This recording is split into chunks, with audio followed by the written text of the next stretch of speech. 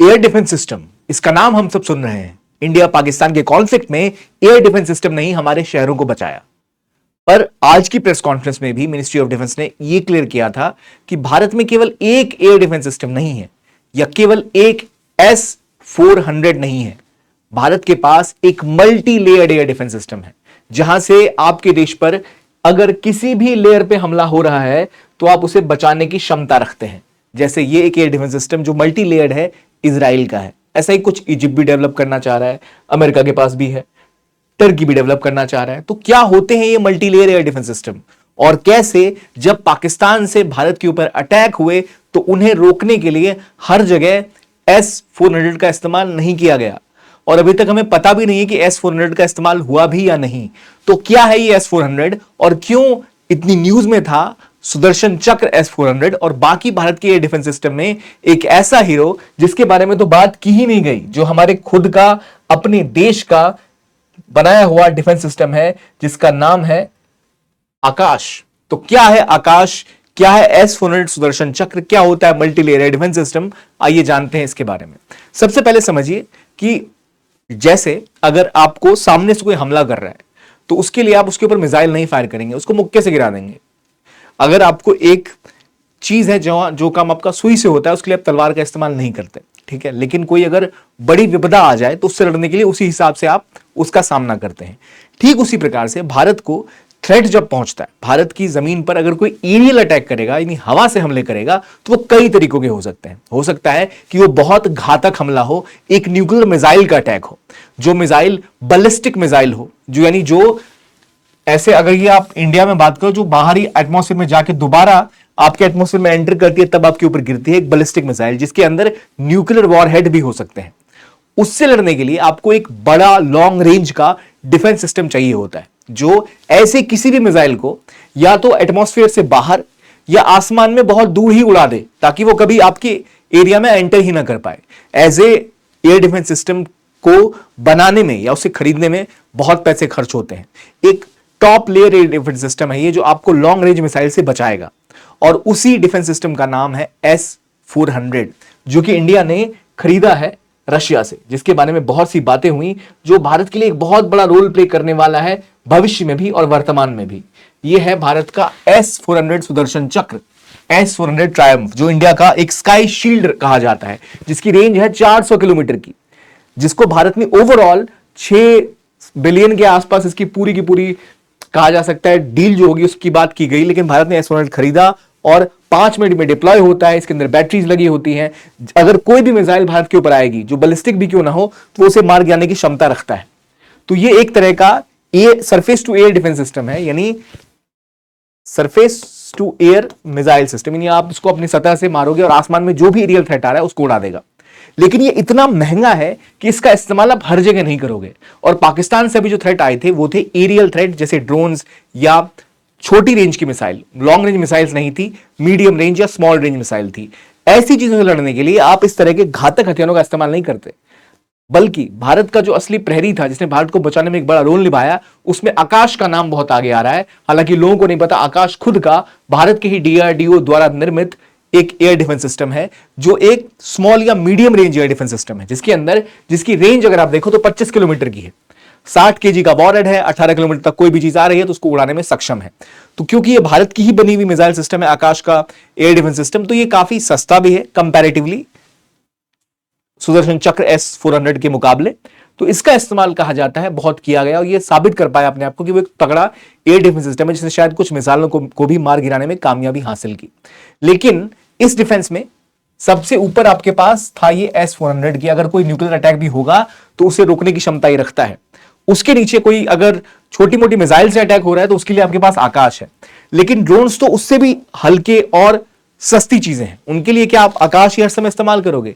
ऐसा भी नहीं है। तो ऐसे और शॉर्ट रेंज या और कम नुकसान पहुंचाने वाला कोई अटैक है, लेकिन जिससे आपके शहरों को आपको बचाना है, जो स्मॉल वॉरहेड के सारे से बहुत सारी चीजें आई, उससे लड़ने के लिए क्या होगा? तो उससे लड़ने के लिए भारत ने डिप्लॉय किया स्ट्राइकर को, जो एक इजरायली एयर डिफेंस सिस्टम है। यानी यहां आप इस वेपन को लेके जा रहे हो, जहां से भी बाहर से ड्रोन्स आए, ऐसी कोई छोटी मोटी स्मॉल रेंज मिसाइल्स आई, तो उनको आप इससे उड़ा सकते हो। तो यह है striker.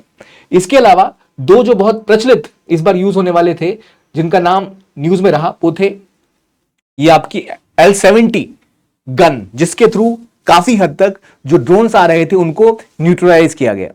Again air defence system में यहां तो आप देख सकते हैं कोई इंसान भी निशाने लगा के नहीं उड़ा सकता है। It's like anti aerial guns, जो भी कोई अगर थ्रेट आता है आसमान से, कोई अगर ड्रोन आ रहा है, ऐसा कोई इक्विपमेंट आ रहा है, तो उसको उड़ाने की क्षमता ये गन रखती है। इसके अलावा अगर कोई और बड़ा थ्रेट है, जिस जिस जिस एयर डिफेंस सिस्टम का जिक्र एयर मार्शल ने भी किया, पेचोरा, ये surface to air missile system है जो इंडियन फोर्स का है, काफी समय से ऑलरेडी काम कर रहा है। तो जो भी एयरबॉर्न थ्रेट आता है वहां उससे लड़ने की क्षमता ये भी रखता है।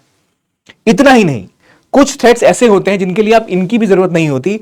कुछ छोटे मोटे थ्रेट्स तो आप अपने नॉर्मल एमपी लैट से भी उड़ा सकते हो, जिसका नाम है ईगला एस। ईगला एस ये ऐसा सिस्टम है जिसको कोई इंसान, कोई सिपाही अपने कंधे पे रख के भी पोर्टेबल ले जाकर छोटे मोटे ड्रोन्स को उड़ाने की क्षमता जिसमें रख सकता है, जिसकी फायरिंग रेंज 500 से 6000 मीटर तक की होती है।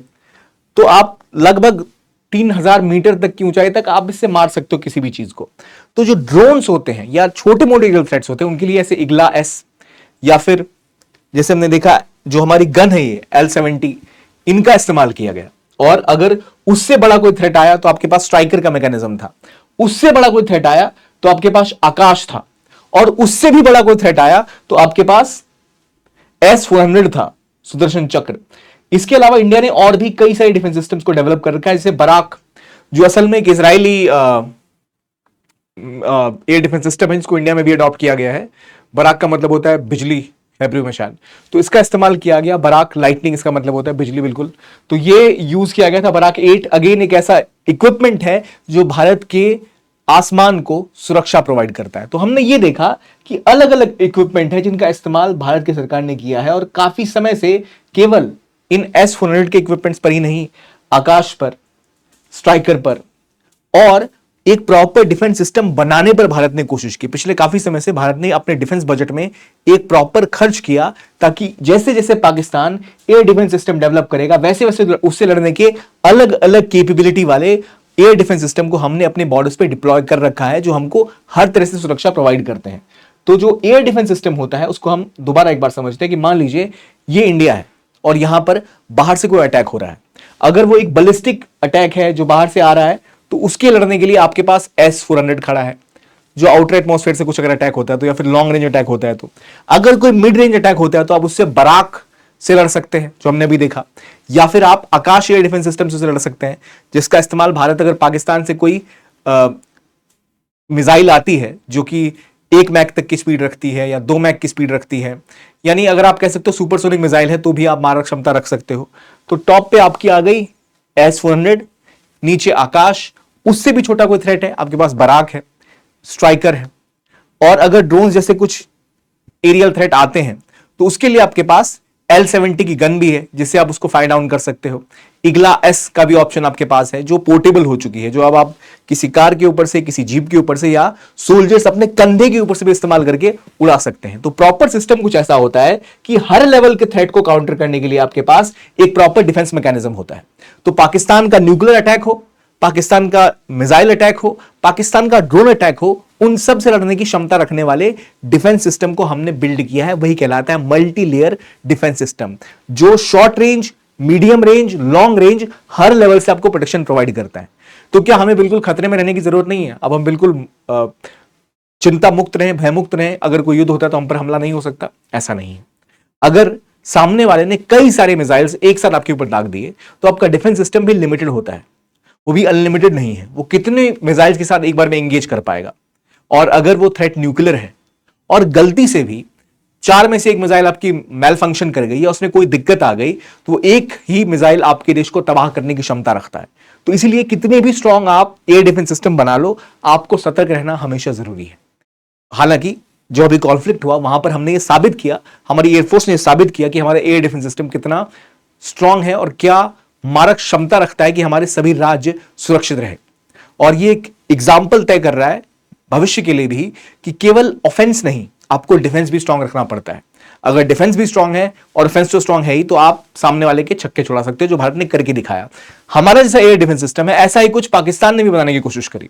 अब आप गौर करिए, भारत के एयर डिफेंस सिस्टम में रशियन S-400, भारत का खुद का आकाश, इवन जो इजरायली बराक, और स्ट्राइकर, फिर रशियन इग्लास और डीआरडीओ का अपना बनाया हुआ सिस्टम भी ऑपरेट करता है। तो हमने 3-4 देशों का एयर डिफेंस सिस्टम अपने देश में डिप्लॉय कर रखा है, जिनकी टेक्नोलॉजीज वैरिड है।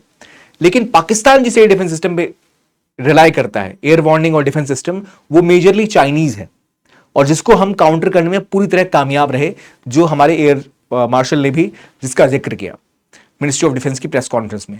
तो वो क्लियरली दिखाता है कि हर देश इन पे काम करता है पर हर कोई सक्सेसफुल नहीं हो पाता, और भारत ने कैसे पिछले कई सालों से हर एक लेयर पर अपने आप को प्रोटेक्ट करने के लिए प्रॉपर डिफेंस सिस्टम तैयार किया है, जैसे इजराइल या फिर टर्की करना चाह रहा है या अमेरिका के पास है। तो इस तरह के सिस्टम को हम कह सकते हैं एक proper capable air defence system, जो हर लेवल पर मारक क्षमता रखता है किसी भी थ्रेट से हमें बचाने के लिए। आई होप आपको आइडिया लग गया होगा कि मैं किसकी बात कर रहा हूं और कौन कौन से नाम आपको अब सुनने को मिले हैं, जैसे S-400, आकाश, बराक, स्ट्राइकर। इन तरह के इक्विपमेंट का इस्तेमाल अलग अलग जगह क्यों किया जाता है और कैसे कहा जा सकता है कि अभी जो हमले पाकिस्तान से हुए उनमें जितना बड़ा रोल S-400 का नहीं था, उससे कहीं बड़ा रोल आकाश, L-70 या फिर इगला जैसे वेपन्स सिस्टम का था, जो हमें प्रोटेक्ट करने के लिए एक प्रॉपर एयर डिफेंस हमें दे पाए।